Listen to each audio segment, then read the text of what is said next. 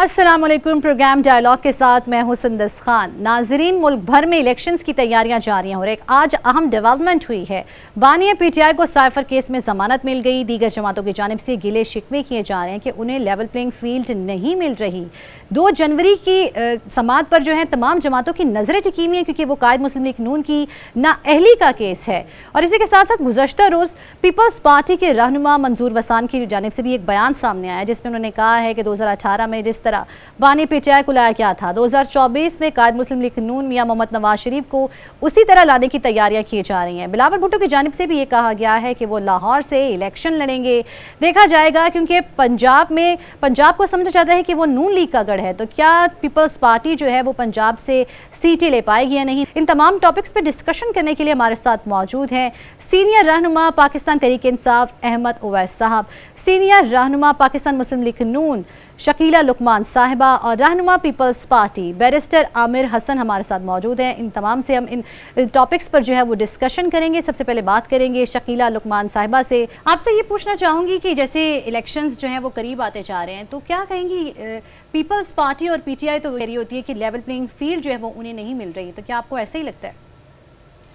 बहुत शुक्रिया। देखें, लेवल प्लेइंग फील्ड जो है वो सबको मिलना चाहिए और मेरे हाल में मिल रहा है। अगर आप हमारी बात करते हैं कि हमें लेवल प्लेइंग फील्ड मिला हुआ है, तो मैं समझती हूँ कि जिस दिन हमारे कायद मियां मोहम्मद नवाज शरीफ इस मुल्क में आ गए थे, हमें उसी दिन ही लेवल प्लेइंग फील्ड मिल गया था, क्योंकि हमारे लिए वही लेवल प्लेइंग फील्ड है, क्योंकि उन्होंने ही सारे काम यहाँ पे आके, अब देखें पार्लिमानी बोर्ड जो है वो तश्कील दिया हुआ है जिसमें मुल्क के बलूचिस्तान के लोग और ख़वातीन और जो कैंडिडेट्स हैं बलूचिस्तान से, सिंध से, पंजाब से, KPK से, सारे जो हैं वो आ रहे हैं और वो उनके इंटरव्यूज़ कर रहे हैं और एक जो है उनका कैंडिडेट्स है उनसे बात कर रहे हैं और इंशाल्लाह बहुत अभी ये 13-14 दिन हो गए हैं इस प्रोसेस को। मेरे हाल में 2-3 दिन और लगेंगे और ये प्रोसेस ख़त्म हो जाएगा। उसके बाद हमारी जो है वो मियां नवाज शरीफ जो हैं वो कैंपेन को जो है वो लीड करेंगे। तो हमारे लिए यही जो है लेवल प्लेइंग फील्ड है जब हमारा कायद हमारे साथ होता है। आपको पता है कि 20-25 सालों में उन्होंने 15-16 साल तो वो एग्ज़ाइल में रहे, 10 साल उनको सिर्फ हुकूमत मिली और 2013 में भी हमारे पास वो थे, तो वो हमारा लेवल प्लेइंग फील्ड था। बाकी अगर मैं समझती हूँ कि लेवल प्लेइंग फील्ड की जो डेफिनेशन है मेरे ख्याल में ये वो है कि जब आपके पास RTS नहीं बैठता तो उसको लेवल प्लेइंग फील्ड कहते हैं, जब धुंध नहीं पड़ती तो वो लेवल प्लेइंग फील्ड वो होता है, जब ये है कि आइन के साथ खिलवाड़ नहीं होता तो वही लेवल प्लेइंग फील्ड है। अब हमारे ख्याल में, मेरे ख्याल में तो ये है साफ शफाफ इलेक्शन होते हैं तो वही लेवल प्लेइंग फील्ड है। हम जो है हमारे नज़दीक जो है यही चीज़ें हैं और हम समझते हैं कि इसी के अंडर रह के जब इलेक्शन होंगे तो वो सबको लेवल प्लेइंग फील्ड मिलेगा। जो ये रौला डाल रहे हैं, शोर डाल रहे हैं कि लेवल प्लेइंग फील्ड, वो जो है वो सिर्फ़ जो है वो इलेक्शन से फ़रार हासिल करने के लिए या तोहमतें या इल्ज़ामात लगाने की कोशिश कर रहे हैं। और ये बस सिर्फ मैं समझती हूँ कि पीपल्स पार्टी जो है आजकल देखें नहीं, अब वो ये बात कर रही कि लेवल प्लेइंग फील्ड, अब उनको मेरे हाल में लेवल प्लेइंग फील्ड मिल गया है। जो हमें तोहमत दे रहे थे कि जनाब ये बलूचिस्तान में इनके पास लेवल प्लेइंग फील्ड आ गया है, सब कुछ इनके साथ है, अब वो लोग अगर इनके साथ जो 2-3 मिल गए हैं तो वो अब इनका लेवल प्लेइंग फील्ड इनको मिल गया है। तो मेरे ख्याल में इसी चीज़ में वो खुश है और हम खुश हैं कि वो खुश हैं, तो बस ठीक है इस बात पे। शकीला लुकमान साहब, आपका पॉइंट आ गया। इस वक्त हमें ज्वाइन किया रहनुमा तहरीक इंसाफ अहमद उवैस साहब। सर, बहुत शुक्रिया आपकी कीमती वक्त का। सर बताइएगा कि बानी पीटीआई को आज साइफर केस में एक बड़ा रिलीफ मिला, आपको क्या लगता है कि मतलब जेल से उनकी वापसी कब तक मुतवक्की है? देखिए, अभी बात यह है कि ये रिलीफ तो जरूर मिला है, लेकिन अभी तो कहते हैं कि there is many slip between the cup and the lip. बहुत सारे केसेस फॉल्स बनाए हुए उन्होंने। अलकादर ट्रस्ट केस है, वो तोशा खाना है और वो इसी तरह से केसेस हैं जो इन्होंने बिल्कुल फॉल्सहुड है, उसके ऊपर कोई बुनियाद नहीं है। जैसे इस केस में साइफर में कोई बुनियाद नहीं थी और वो आज बड़ा सॉर्ट आउट कर दिया उन्होंने कम्प्लीटली। सुप्रीम कोर्ट ने, बेंच ने पूरा 4 घंटे की बहस के अंदर हर चीज़ क्लियर कर दी उन्होंने कि there was nothing in the case and Imran Khan was just innocent. उन्होंने कहा कि ही वाज एब्सोल्युटली इनोसेंट। तो ये एक सोची समझी स्कीम के तहत इमरान खान को इन्वॉल्व किया गया और इसी तरह से पीटीआई की लीडरशिप जो है उनको और डरा धमका के हरासमेंट करके उनको भगाया गया, उनके जेलों में डाल दिया गया और ख़वातीन के साथ बदसलूकी की गई और अब भी रवा रखा यही सलूक जो है अब नॉमिनेशन पेपर्स के ऊपर तंग कर रहे हैं। तो ये सूरत हाल जो है ये बड़ी ख़तरनाक है और इस तरह से अगर ये इलेक्शन करवाना चाहते हैं तो वो कभी भी फेयर ट्रांसपेरेंट इलेक्शन नहीं होंगे और उसके रिज़ल्ट में स्टेबिलिटी भी नहीं आएगी पाकिस्तान के अंदर। आप देखें, अंदाज़ा लगाइए कि एक तरफ नवाज शरीफ जो है खुल्लम खुल्ला व जलसे भी कर रहा है, पार्टी की मीटिंग्स भी कर रहा है, लोगों को अपने वर्कर्स को बुला रहा है और जो निगोशिएशंस के लिए मनोवरिंग के लिए इकट्ठे हो रहे हैं, लेकिन पीटीआई के चेयरमैन का नाम नहीं लिया जा सकता टीवी के ऊपर। ये कहाँ का इंसाफ है? ये डिस्क्रिमिनेशन है, ये ग्लेरिंग डिस्क्रिमिनेशन जो है is being committed and is a violation of constitution fundamental rights as enshrined in the constitution. तो ये बड़ी ये तमाम चीज़ें जो हैं, अगर एक चीज़ से आप कहें कि ये कर दिया है तो जी आपको लेवल प्लेइंग फील्ड मिल गई है, बिल्कुल नहीं। बहुत सारी चीज़ें अभी होनी होंगी, बराबरी के ऊपर खड़ा करना होगा पीटीआई को और दूसरी पॉलिटिकल पार्टी के साथ, और फिर उसके बाद मुकाबला करें और देखें जो जीत जाए ठीक है, उसकी is right to form the government. जी सर, जैसे आप लेवल प्लेइंग फील्ड के लिए कोर्ट में जो है वो दोबारा गए हैं, तो आपको क्या लगता है कि लेवल प्लेइंग फील्ड जो है वो आप लोग को मिलेगी? बिल्कुल मिलेगी, बहुत उम्मीद है हमें कि कोर्ट भी इसका उन्होंने आज बल्कि इंडिकेट भी किया है कि ये जो है चेयरमैन पीटीआई इमरान खान सबसे बड़ी पार्टी के लीडर हैं और उनके साथ ये सलूक जो किया गया है और ये बिल्कुल एक झूठे केस के अंदर और फॉल्स केस में मुलविस करके उनको इतने महीनों से जेल में बंद किया हुआ है। और इसी तरह वाइस चेयरमैन जो हैं वो उनके साथ भी शाह महमूद कुरैशी साहब के साथ भी दोनों को उन्होंने बेल ग्रांट भी की है। ठीक है सर, आपका पॉइंट आ गया है। बैरिस्टर आमिर हसन साहब, आपसे मैं ये पूछना चाहूंगी कि आपकी जमात जो है वो भी यही शिकवा करती हुई नजर आ रही है कि आपकी जमात को लेवल प्लेइंग फील्ड नहीं मिल रही। आपकी नज़र में लेवल प्लेइंग फील्ड जो है वो है क्या? ये हमें ना तो कोई शिकवा है और हमें कभी भी लेवल प्लेइंग फील्ड नहीं मिली। 1988 से इलेक्शन हो रहे हैं, कोई ना कोई मुक्तदरा का लाडला बन के सामने आ जाता है। हमने 11 साल जनरल जिया के खिलाफ जद्दोजहद की, जब हमें लोग अक्सरियत के साथ लाना चाहते थे तो IGI बना के जनरल अमीर गुल ने, और वो तो अब असगर खान केस में सुप्रीम कोर्ट फैसला कर चुकी है, एक लाडला बनाया गया, उसे लेके आए और उसने फिर जिस तरह किया, फिर पंजाब के अंदर हमारी हुकूमत रोकी, उसके बाद फिर हमारी पूरी जमात तोड़ के और उसे PTI में शामिल किया गया। ये कारनामा शुजा पाशा ने सर अंजाम दिया।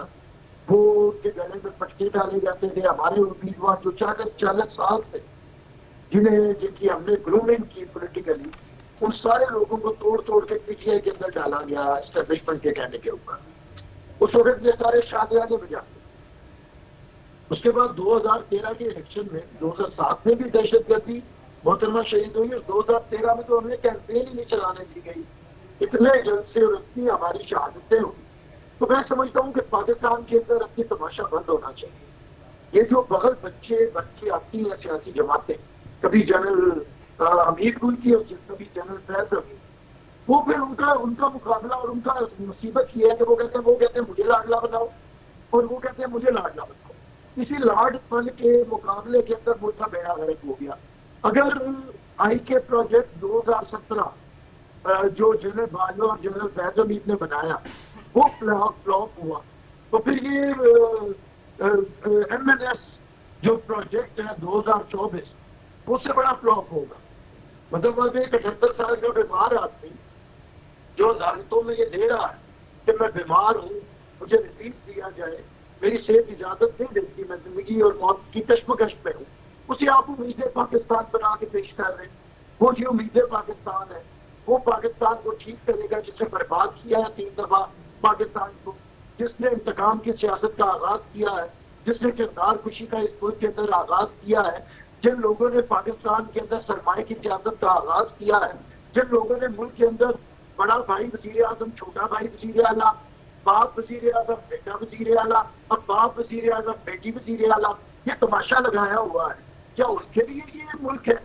तो मैं समझता हूँ लेवल प्लेइंग फील्ड नहीं, जमहूरी तकाजे चाहिए, जमहूरियत चाहिए, जमहूरी तरीका से। ये नहीं कि आप तो सुप्रीम कोर्ट में अभी मोहतरमा हमारी बहन पर मार रही थी, जब हमें कोई जिला नहीं ने बंदे मिल गए। भाई हम तो शुरू से बलूचिस्तान के अंदर काम कर रहे हैं, पोलिटिकली कन्वेंशन करते हैं। आप जानते हैं मियाँ साहब रात को 30 तीतर शिकार करके बोरी में डाल के ले आते हैं, ना कोई पोलिटिकल एक्टिविटी करते हैं, ना कोई जनता करते हैं।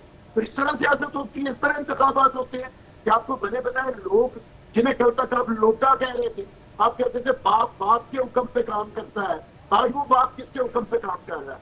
वो अपोजिशन में हमें वोट दे रहे थे तो वो बड़े बुरे थे, अब वो पूरे पूरे आपके साथ चलने लगे तो वो ठीक हो गया। तो ये उस मेरे ख्याल से मुनाफिकाना सियासत है जिसने पाकिस्तान का बेड़ा गर्क किया है। अभी 4 लोग डेमोक्रेसी में लिखा था कि कोई जमात बगैर बच्चा नहीं भरेगी, कोई जमात इधर से जाकर रिसीव नहीं लेगी। अगर 6 साल पहले ये था रियासत का बयानिया कि मियाँ नवाज शरीफ से बड़ा मुजरिम कोई नहीं, और आज नया भारी केस वापस ले रहा है कि उससे बड़ा बेगुनाह कोई नहीं है, तो कौन कोई अंधा है किसे नजर नहीं आ रहा कि क्या हो रहा है? किसे नहीं समझ आ रही, राय आमा को समझ नहीं आ रही। तो मैं समझता हूँ ये आंखों में धूल ना झोंके, एक दफा ठीक है बैरिस्टर आमिर हसन साहब, आपका पॉइंट आ गया। शकील लुकमान साहिबा, जैसे आपने बैरिस्टर आमिर हसन की बात सुनी कि उनका कहना है कि आपकी जमात को जो है वो लेवल प्लेइंग फील्ड मिल रही है लेकिन उनकी जमात को नहीं मिल रही, क्या कहेंगे इस पर आप?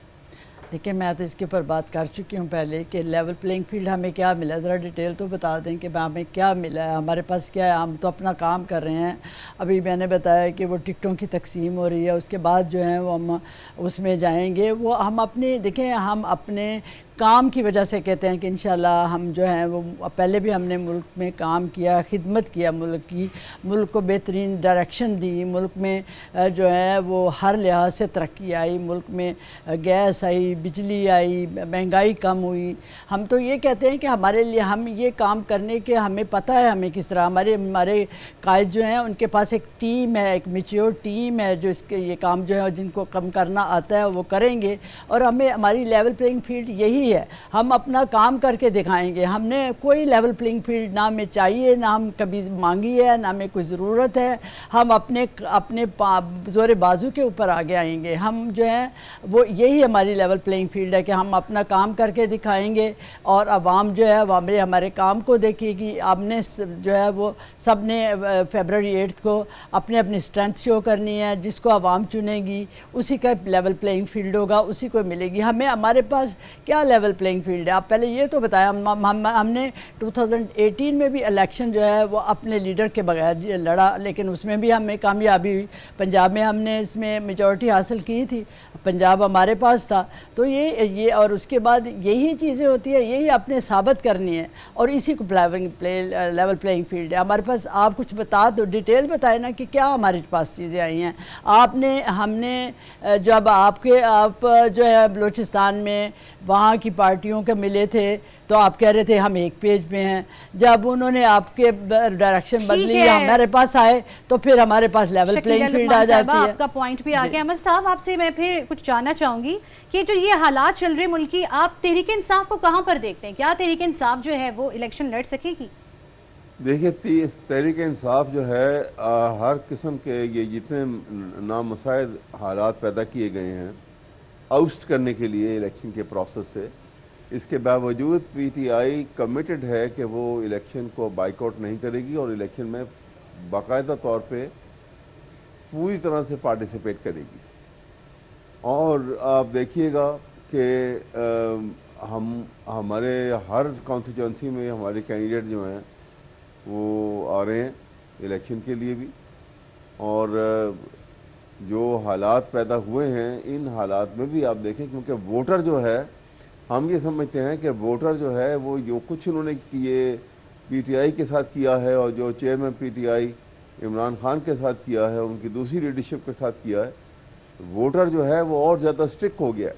वो महसूस कर रहे हैं कि ये इनके साथ ज़्यादती हो रही है और ज़्यादती की गई है और बेगुनाह इनको मुलव्वस किया गया है मुख्तलिफ किस्म के केसेस के अंदर। तो इसके बायस हमारा वोट बैंक इस वक्त सबसे ज़्यादा है। और इंशाअल्लाह ताला आप देखेंगे कि अगर हमें इलेक्शन में पार्टिसिपेट करने का मौका सही मिल जाता है तो हम एक साइजेबल जो है स्ट्रेंथ अपनी दिखाएंगे ज़रूर इलेक्शन के अंदर। ठीक है, एक अपनी स्ट्रेंथ दिखाएंगे, आपका पॉइंट भी आ गया।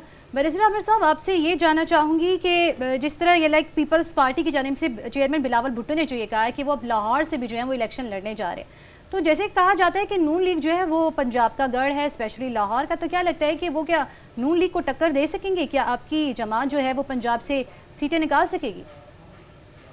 मेरे ख्याल से अब हमें सबको अपनी इंफॉर्मेशन को जरा अपडेट करना पड़ेगा।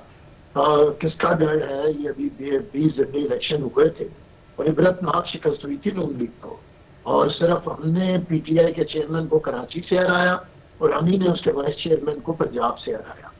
तो ये गड़बड़ हो, ये तो पता जाएगा कि किसका गढ़ है या किसका गढ़ा है। ये भी इलेक्शन होने तो दें। ये जो हमारे दोस्त हमसे सवाल करते हैं कि लेवल प्लेइंग फील्ड क्या है, क्या हमें मिल रही है, देखिए हमने कभी भी, हमारा गिला नहीं, हम सिर्फ ये कहते हैं कि आपने 45 साल से असर की, आपने आगाज किया एस्टेब्लिशमेंट की ग्रोथ से आईजीआई बना के, अब 45 साल के बाद फिर आप ग्रोथ में बैठे हैं, तो आप कब पाँव चलना शुरू करेंगे, कब मैच्योर होंगे, कब बड़े होंगे? अभी इन्हें समझ नहीं आ रही कि क्या वो। मैं बताता हूँ, मियाँ साहब जेल में थे, शदीद बीमार थे, हमारे दोस्तों ने कहा, हमारे चेयरमैन बिलावल भुट्टो साहब जेल में गए और उन्होंने मुतालबा किया कि मियाँ साहब को इलाज की सहूलत मिलनी चाहिए। पहली दफा पाकिस्तान की तारीख में, 76 साल तारीख में हुआ कि एक जिसे 10 साल सजा थी उसे इलाज की सहूलत मिली, अदालत ने दी, किसी कॉन्विक्ट को आज तक नहीं मिली। अच्छा, वो गए और 4 हफ्ते की छुट्टी लेके गए जेल से, और जब वो 4 साल नहीं आए, उन्हें किसी अदालत ने पूछा ही नहीं कि जनाब आपने 4 हफ्ते का कहा था, 4 साल के बाद आए हैं। आपको पहले तो जरूरत नहीं हो रही थी अपने भाई के दौरे हुकूमत में आने की, आते ही धड़ा धड़ आपको एक दिन जेल भी नहीं जाना पड़ा, आपको कोई जवाबदेही नहीं होनी पड़ी, आपको किसी किस्म की जवाबदेही नहीं है, आपके लिए खुल खेलने का मैदान है। कल तक आप जिन पे आपकी सारी 10 साल कैद, 7 साल कैद, फलाना नायक, आज धड़ा धड़ा आपको रिलीफ मिल रहे। अगर सारे मुकदमात आपके गलत बने थे तो हजूर जो मुकदमात आपने हमारे ऊपर बनाए थे, जिसपे हम 14 साल 7 माह कैद सिर्फ आसिफ अली जरदारी साहब काट चुके हैं, मोहतरमा तो सारी जिंदगी इनके बनाए मुकदमात में अदालतों में पेश होती रही। हमारे मुकदमात तो वहीं के वहीं खड़े हैं, आप डील करके अपने मुकदमात खत्म करवा देते हैं। क्यों जमहूरी और आईनी तरीके से अपने मुकदमात खत्म नहीं करवाते, जैसे हम करते हैं, अदालतों के सामने पेश होते हैं और बाइज्जत बरी होते हैं। आपने ये जो डील का तरीका पकड़ा है कि 10-11 महीने से ज्यादा आप जेल नहीं काटते, कभी आप जनरल मुशर्रफ के साथ डील करके भाग जाते हैं, कभी आप दूसरी हुकूमत के साथ डील करके भाग जाते हैं, जब इलेक्शन होते हैं आप मुल्क में वापस आ जाते हैं, जब इलेक्शन हो जाते हैं आप उधर भाग जाते हैं। मैं ये सवाल कर रहा हूँ कि क्या ऐसी सियासी क्यादत जिसके बच्चों का अपना पासपोर्ट पाकिस्तान का ना हो, मियाँ साहब के दोनों साहबजादे पाकिस्तान के नेशनल नहीं है, उन दोनों के passport by business by, family by settle, इसी तरह पीटीआई के जो बानी चेयरमैन है उनके बच्चे बाय, उनका भी पासपोर्ट पाकिस्तान का नहीं है। ठीक है बैरिस्टर आमिर हुसैन साहब, आपका पॉइंट यहाँ वक्त हुए ब्रेक का, और ब्रेक के बाद यहीं से कंटिन्यू करेंगे। Welcome back. और अभी आपको इस हवाले से मज़ीद बता रहे हैं कि इलेक्शंस की गहमा गहमी जो है वो जारी है, और इस पर मज़ीद कंटिन्यू करने के लिए शकीला लुकमान जो है वो हमारे साथ मौजूद हैं, उनसे भी बात करेंगे। और इस वक्त हम बात करेंगे सीनियर रहनुमा पाकिस्तान के इंसाफ अहमद उवैस साहब से। सर बताइएगा कि जिस तरह इलेक्शंस के प्रोसेस के हवाले से जो है वो तहरीक इंसाफ को जो वो काफ़ी मुश्किलात दरपेश आ रही हैं, जलसे जुलूस की इजाज़त नहीं मिल रही, इल्ज़ाम भी लगाए जा रहे हैं, कारकुनों को हिरासा भी किया जा रहा है। इस हवाले से जैसे सुप्रीम कोर्ट के पास भी किए, तो क्या लगता है कि रिलीफ जो है वो इस हवाले से भी मिल जाएगा? अब मुझे यकीन है कि सुप्रीम कोर्ट ने, क्योंकि आज की जो आर्ग्यूमेंट्स थी वहाँ पर भी उन्होंने इस बात का ऑब्जर्वेशन दी है, जज साहबान ने, जस्टिस अतर मिनल्ला साहब ने भी और जस्टिस मंसूर अली शाह साहब ने भी, और तीसरे जो सीनियर जज साहब थे तारिक मसूद साहब, वो भी बार बार ये बात करते रहे। तो मुझे लगता है यकीन है इसमें कि ये जो इस वक्त जो उनसे सलूक रवा रखा जा रहा है बाय द एग्जीक्यूटिव, और पर्टिकुलरली इन पंजाब, तो वो वहाँ पे इसका जब पिटीशन वहाँ जाएगी तो इसका नोटिस लिया जाएगा, और वो अदालत जो है सुप्रीम कोर्ट वो इस बात को इंश्योर करेगी कि एक जैसी अपॉर्चुनिटी जो है इलेक्शन को कंटेस्ट करने के लिए और कैंडिडेट्स को कंटेस्ट करने के लिए मिलनी चाहिए। और ये इंतहाई ज़रूरी है। एक फेयर, ट्रांसपेरेंट और फ्री इलेक्शन के लिए ये इंतहाई ज़रूरी है। अगर ये ऐसा ना हुआ तो उन इलेक्शन का फ़ायदा कोई नहीं होगा और डिस्टर्बेंस जो है वो और ज़्यादा बढ़ जाएगी पाकिस्तान के अंदर, क्योंकि महंगाई इतनी ज़्यादा है, लोग भूख से मरे जा रहे हैं और माशी बदहाली जो है उसमें कोई आसार नज़र नहीं आते कि कैसे ठीक होगी वो। तो ऐसी ठीक है, इस सूरत पर में तो नोटिस जब लिया तक जाएगा। ठीक है शकीला लुकमान, मैं आपसे जानना चाहूँगी, जैसे गुज़श्ता रोज़ जो है वो पीपल्स पार्टी के जो रहनुमा है मंजूर वसान ने ये कहा है कि जिस तरह के 2018 के इलेक्शंस हुए थे, जिस तरह के तहरीक इंसाफ को जो है वो प्रोटोकॉल मिला था, बानी चेयरमैन को लाया गया था, उनका कहना है कि बिल्कुल उसी तरह जो है वो कायद नून लीग जो है मियां शहबाज शरीफ को भी लाया जा रहा है। तो इससे क्या आप इत्तेफाक करती हैं? मियां नवाज शरीफ को आप मियां शहबाज शरीफ कह रहे हैं। मियां नवाज शरीफ को देखें, वो तो जब उधर से चले थे तो आपके सामने है कि जो उनके केसेस हैं वो अभी तक उन्होंने कितने महीने तक जो है उन केसेस को भुगता और अपनी पेशियां हफ्ते में 2-2, 3-3, 4-4 दफ़ा जाते रहे और अपने केसेस को उन्होंने साबित किया और उनके पास जब अदालतों के पास उनके कोई सबूत नहीं मिले तो रिलीफ मिलना ही था उनके। जिस तरह अब देखिए केस उनके ऊपर जब वो उनको इधर से बाहर भेज दिया गया था और उस वक्त क्या था केस उनके ऊपर से, एक बेटे से एक ख्याली तनहा जो थी उसके ना लेने के ऊपर उनको नाहिल ताहियात के लिए कर दिया गया था। अब देखिए पीटीआई के ऊपर तो इतने दर्जनों केसेस हैं, आप देखें ज़रा कितने केसेस हैं उनके ऊपर जनाब केस है 190 मिलियन पाउंड केस है, उनके पास जो है फॉरेन फंडिंग का केस है, उनके पास साइफर का कह रहे हैं और जो है वैसा बता रहे हैं कि जी साहब उनके ऊपर झूठे केसेस हैं, उनके ऊपर तो कुछ है ही नहीं, इनके ऊपर हाँ में ये किया जा रहा है। कमाल है। मैं 9 के जो वाक़यात हैं उनको भी कहते हैं, नवाज शरीफ पर भी थे जो अभी चल रहे थे जिनमें आप लोग को रिलीफ मिला है। तो हमने तो अपने आप को साबित किया, हमारे पास प्रूफ्स थे, हमने सारे जो है वो डॉक्यूमेंट्स दिए हैं, सब उनको शवाहद दी हैं जिसकी बेस पर वो उन्होंने क्लियर किया है। तो ये भी दें और ये भी क्लियर हो जाएं। जब ये अपने एविडेंस दें ना तो जब ये क्लियर हो जाएंगे तो ये भी बाहर आ जाएं। लेकिन ये है कि इनके ऊपर जो जिस तरह के केसेस हैं इसमें इनको पता है कि इनके ऊपर क्या क्या होने। अब देखिए मे 9 का वाक़या है, वो भी कुछ भी नहीं है, वो भी किसी और ने किया था, इनको तो पता ही नहीं था। तो ये इस तरह की बातें करते हैं। ये अब ये अदालतों में है, अदालतें इस चीज़ का फ़ैसला करेंगी। किसी पार्टी ने तो नहीं फैसला करना, कोई सियासी पार्टियाँ, हम तो नहीं बैठे हुए फैसला करने के लिए। अदालतें हैं, उनके सामने पेश हूँ जब अगर क्लियर। अब देखें अब इनके ऊपर जो इंटर पार्टी इलेक्शन है, इंटर पार्टी इलेक्शन में अब ये है कि इन्होंने कोई ज़वाबत जो है उसके मुताबिक नहीं किए, इन्होंने कोई डेट शीट नहीं थी, नहीं इन्होंने टाइम नहीं कोई दिया था, इन्होंने अपने लोगों को नहीं बुलाया था और एक चंद लोगों का एक ग्रुप आया और पिक्चर्स बना के और कह दिया कि जी हमने इलेक्शन करा दिए।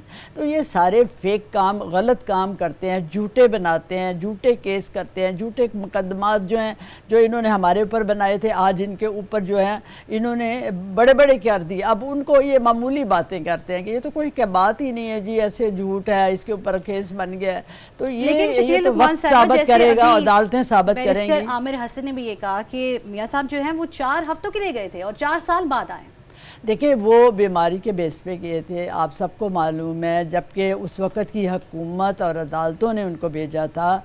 हुकूमत जो थी वो कहती थी कि हम, और बीमार थे वो, और उनके कितने वो जो उनके वो गिरे हुए थे, अपना मुझे नाम नहीं याद रहा क्या था, उनके जो प्लेटलेट्स जो थे वो कितने गिरे हुए थे, बीमार थे, उनको कई इश्यूज़ हैं और अब भी हैं और उधर जाके उन्होंने इलाज भी करवाया है। तो अब ये मतलब ये कहना कि भाई सब फ्रॉड था, वो ऐसे ही चले गए थे, ये तो फिर जब इनके ऊपर बात आती है तो फिर पता चलता है ना कि क्या हालात थे। ये अल्लाह ना करे कि किसी के ऊपर कोई भी अपने मुल्क से, कोई इतना बड़ा लीडर है मियां नवाज शरीफ हैं, इस मुल्क के सबसे बड़े लीडर हैं, क्या कभी वो एग्ज़ाइल में खुशी से जाते हैं? कौन इतना बड़ा लीडर अपने मुल्क से बाहर जो है वो जाता है? तो ये बातें इस तरह की हैं, ये इनके ऊपर भी आ जाती है। तो इस तरह जो है ये ब्लेम, और हम जब सियासत में आते हैं तो इन चीज़ों को, जो सच्ची को झूठी और झूठी को सच्ची बना के पेश करना जो है, ये मेरा नहीं ख्याल के कोई ठीक है। इससे रिलेटेड मैं आपसे बैरिस्टर आमिर हसन आपसे एक सवाल पूछना चाहूँगी कि आप पीटीएम जमात का हिस्सा रहे हैं और नून लीग भी थी, लेकिन अब जो है वो आप दोनों जमातें एक दूसरे को टारगेट कर रही हैं, तो अवाम के मसाइल के हल करने के लिए आपकी पार्टी का मंशूर क्या है? जी, पहली बात कि पीडीएम का हम हिस्सा नहीं थे, हमने पीडीएम बनाया था, लेकिन इन्होंने बाद में मौलाना के साथ साजबाज करके तो पीडीएम बनाने वाले को पीडीएम से निकाल दिया। देखिए हमारे पास मंशूरी तो है, हुकूमत का हिस्सा बात थे। करेंगे। मैं उससे पहले मैं सिर्फ जो एक बात करना चाहता हूँ कि अभी हमारी जो सीनियर हैं ये PMLN की नुमाइंदा हैं, उन्होंने फरमाया कि इनके पास बड़ी मेच्योर टीम है। इनकी मेच्योर टीम तो पिट गई है 16 महीने के अंदर। सागदार का जो हाल हुआ, ये नाम लेना कि हमने सागदार को वज़ीर खजाना बनाएंगे, लेकिन लोग इनके साथ क्या सलूक करते हैं। और ये मियाँ साहब का 2017 वापस लाना चाहते हैं, तो मियाँ शहबाज शरीफ के 2022-23 का ये तस्करा ही नहीं करते। क्या वो उनके सदर नहीं है इनकी जमात की? उनका तस्करा ये क्यों नहीं करते? देखिए हम तो प्रोग्राम की बुनियाद पे जा रहे हैं। पाकिस्तान पीपल्स पार्टी एक मंशूर रखती है जो 57 साल से उसके लिए जद्दोजहद की। कोई जमात पाकिस्तान की ऐसी नहीं है जिसने अपने मंशूर और अपने प्रोग्राम की जद्दोजहद के अंदर अपनी जानें कुर्बान की है। वर्कर्स ने भी और लीडर्स ने। मेरे 2 बानी चेयरमैन और दूसरी चेयरपर्सन ने अपने मुल्क में अपने मंशूर के लिए जाने दी है, हमारे सैकड़ों वर्कर्स ने भी। और हमारा यही मंशूर है कि ताकत का सचश्मा आवाम है। हमारी इनसे कोई लड़ाई नहीं है, ना हम इन पर तनकीद करते हैं। हम बात ये करते हैं कि अगर ताकत का सचश्मा आवाम है तो इधर उधर ना फिरे। हमारा मंशूर ये है कि पाकिस्तान के गरीब आवाम को रियासत की तरतीब बनाया। अच्छा हमारा बैरिस्टर आमिर मंशूर हसन, ये ये है बताएगा कि कि गरीब पंजाब आदमी में का आप पैसा पीपल्स लगाना पार्टी है। को जो है वो कहाँ पर देखते हैं? जी पंजाब में आप पीपल्स पार्टी को कहाँ पर देखते हैं?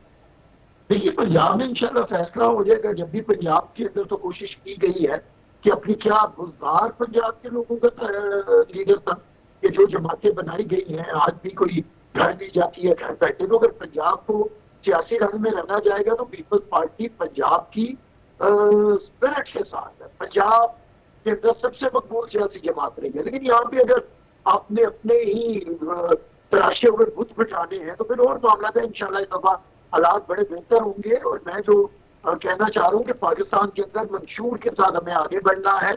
और पीपल्स पार्टी का मंशूर ही लोगों के ऊपर पैसा लगाना, आम लोगों को रियासत की तरजीह बनाना और रियासत के वसाइल का रुख मोड़ना आम आदमी की तरफ ये पीपल्स पार्टी चाहती है।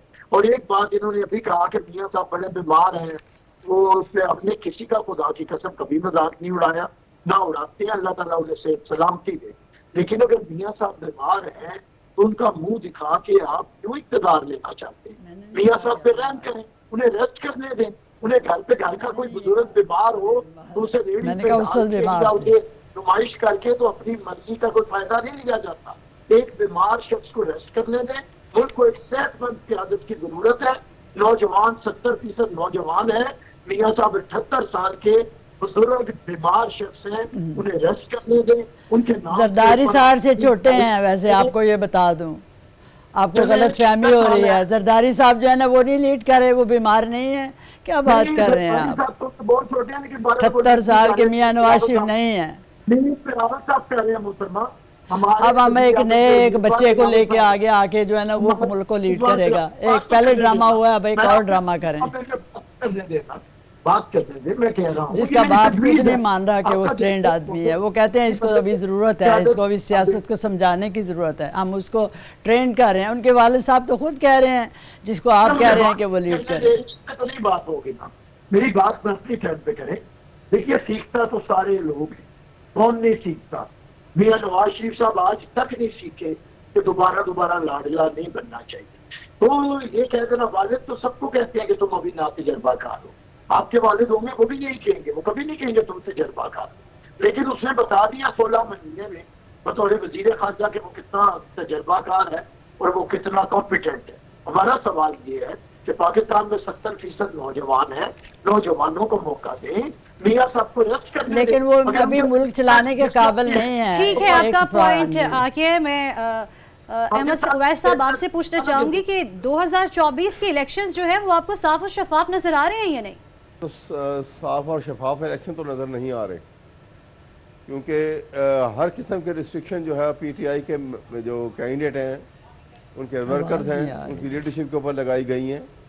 कोई जलसा नहीं होने दे रहे, कोई कॉरम मीटिंग होने नहीं दे रहे, हरासा करते हैं, ख़वातीन के घर के अंदर घुस जाते हैं और वहाँ ख़वातीन से बदसलूकी करते हैं। तो ऐसी कंडीशन में ये एनवायरनमेंट जो है इलेक्शन लड़ने वाली तो नहीं है। इसके बावजूद पीटीआई की लीडरशिप जो है वो कमिटेड है कि हम इन सारी बातों के बावजूद भी हम इलेक्शन में पार्टिसिपेट करेंगे और फुल्ली इलेक्शन में हिस्सा लेंगे। लेकिन जो इनके इरादे हैं और वो किसी सूरत ये नून लीग के साथ ये हैंड इन ग्लव हैं वो नवाज शरीफ के साथ, जो अभी क्वालिफाई भी नहीं कर रहा, क्योंकि नवाज शरीफ तो अभी तक जो है वो उनकी लाइफ डिस्क्वालिफिकेशन जो है वो अपनी जगह कायम है। अब तो लार्जर बेंच एक बनाया गया है जो 2 तारीख को बैठेगा, 2 जनवरी को, और उसमें ये सारी बातें आएंगी और उसमें मूड पॉइंट भी यही होगा। और देखिए वहाँ पर उसका क्या, उसका एंड अप कैसे होता है। वो गुफ्तगू का सिलसिला इसी तरह जारी रहेगा, लेकिन अभी वक्त हुआ है ब्रेक का, साथ रहेगा। Welcome back. अहमद उवैस साहब, आपसे मैं पूछना चाहूंगी कि जैसे इलेक्शंस तो करीब आते जा रहे हैं, पंजाब में अब तरीके इंसाफ की क्या सूरत हाल देख रहे हैं कि पंजाब में वो क्या अच्छे मार्जिन से जो है वो जीत सकेगी? देखिए पंजाब में तो सबसे ज़्यादा मजबूत पोजीशन है पीटीआई की, और पंजाब में जो पीटीआई की ये जो केयर टेकर सेटअप इन्होंने लगाया है, और इवन फेडरल गवर्नमेंट का भी आप देख लीजिए, ये ऐसा लगता है कि वो इस बात की कमिटमेंट करके आए हैं कि पीटीआई को उन्होंने आगे नहीं आने देना। हर किस्म का जो गैर कानूनी और गैर जो है काम जो है, हर किस्म का वो काम इन्होंने करना है कि जिससे पीटीआई को वो इलेक्शन से दूर रख सकें, उसकी प्रॉपर पार्टिसिपेशन ना हो सके। और पुलिस जो है, आप अंदाज़ा लगाइए कि यह हुकूमत, केयर टेकर हुकूमत का एक ही काम है, transparent, fair and free election hold करवाना। ये इलेक्शन कमीशन की अंदर उसकी ये ड्यूटी है। और ये आर्टिकल 230 के सेक्शन 230 जो है इलेक्शन लॉज का, उसके अंदर भी ये मेंशन है। लेकिन वो काम नहीं हो रहा, उसके अलावा तमाम काम हो रहे हैं।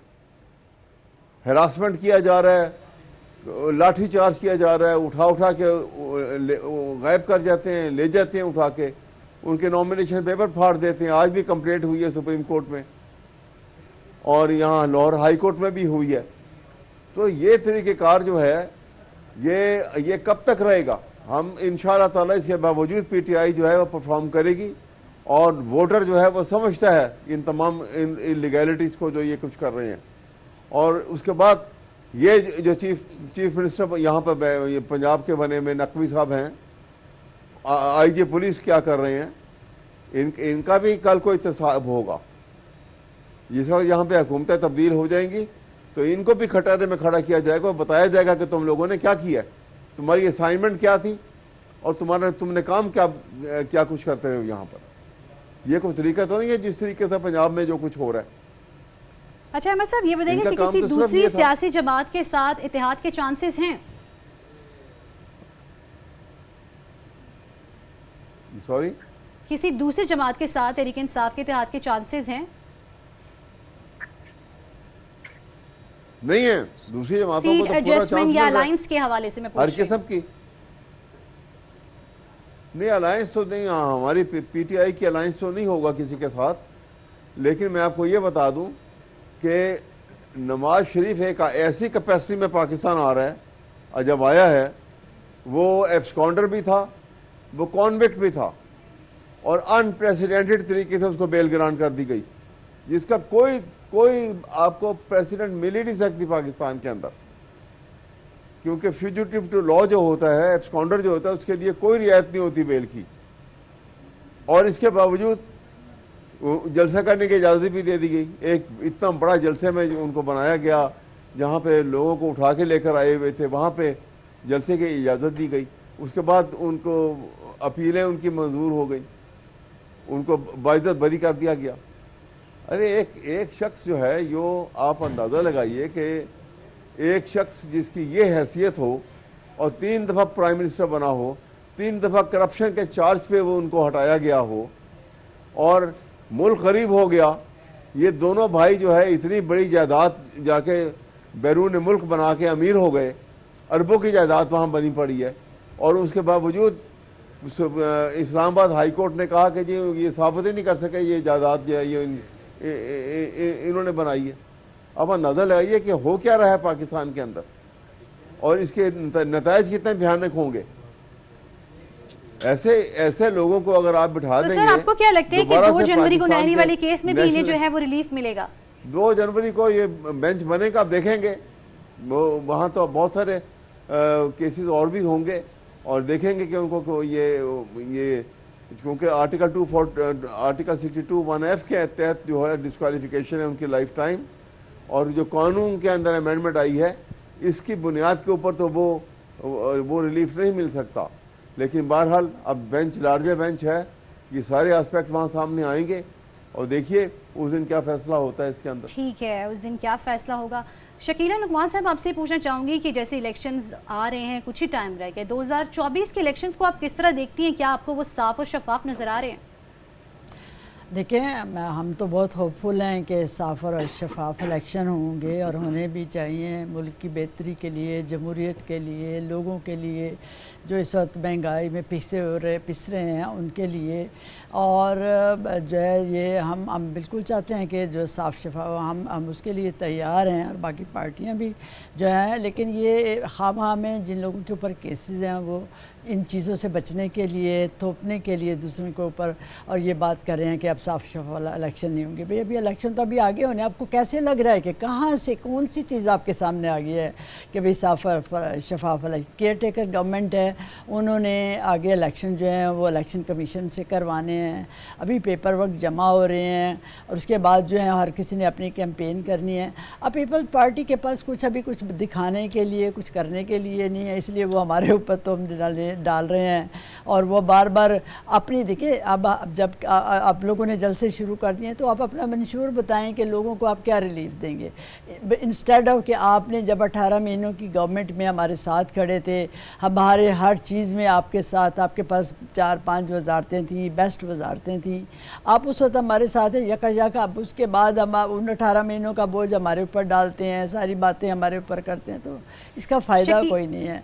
बाकी इलेक्शन इंशाल्लाह आपने कहा, लेकिन बात ये कि जैसे अभी आपके पार्लिमानी इजलास हो रहे हैं, लेकिन उसमें भी 2018 के इलेक्शन को डिस्कस किया जाता है। क्या आपकी पार्टी के पास आवाम के मसाइल को हल करने के हवाले से कोई मंशूर है? नहीं, बिल्कुल मंशूर है। अब हमने जब देखे, अभी तो बात यह है कि पिछली इसलिए हो रही है कि भाई ये चीज़ें रिपीट नहीं होनी चाहिए। ये जो हमारा 2018 से जो हमारे साथ हुआ, या वक्त गुजरा, या मुल्क एक बहुत अच्छी डायरेक्शन में जा रहा था, महंगाई कम थी, लोग अपनी खुशहाल ज़िंदगी गुजार रहे थे, लोग बिल कम आ रहे थे, बिजली जो है वो सस्ती मिल रही थी, वो उसकी बात कर रहे हैं। वो कह रहे हैं कि अब हमने जो हमारे साथ खिलवाड़ हुआ उस वक्त की चलती हुकूमत के साथ, अब वो नहीं होना चाहिए, इन चीज़ों को ख़त्म होना चाहिए फॉर एवर, और मिल के आगे चलें ताकि आइंदा आने वाले में ये नहीं है कि हम कुछ साल जो है बेहतरी करते हैं और पीछे चले जाते हैं, और हम उसके बाद इलेक्शन में जो अब बिल्कुल हमें अपना मंशूर देना है जिसमें अवाम को क्या देना है, जो हमने जिस तरह हमने पहले खिदमत की, हम उससे बढ़कर उस मुल्क की खिदमत करना चाहते हैं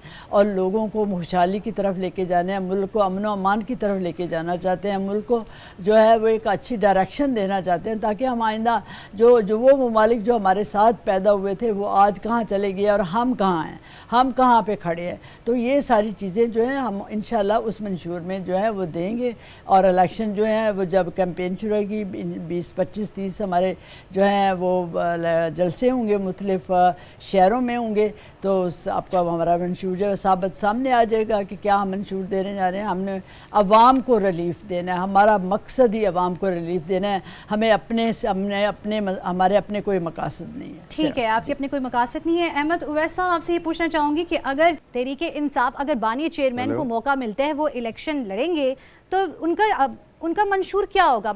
अवाम के मसाइल को किस तरह हल किया जाएगा, किस तरह वो लेकर चलेंगे, क्या बयानिया होगा? उनका मंशूर तो बड़ा क्लियर है। उन्होंने आगे भी इतने नामसाइद हालात के अंदर पाकिस्तान की इकोनॉमी को उठा लिया था और ग्रोथ रेट जो है वो 66.2% पे जब पहुंचा था।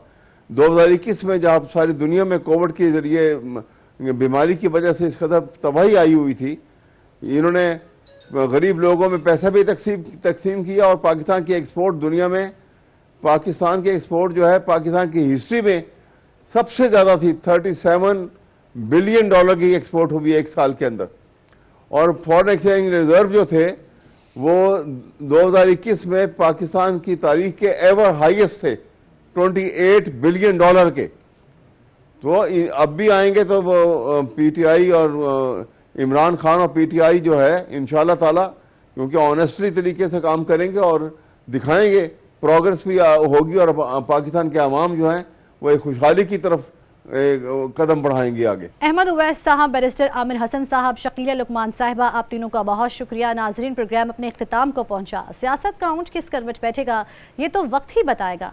इसी के साथ अल्लाह हाफिज।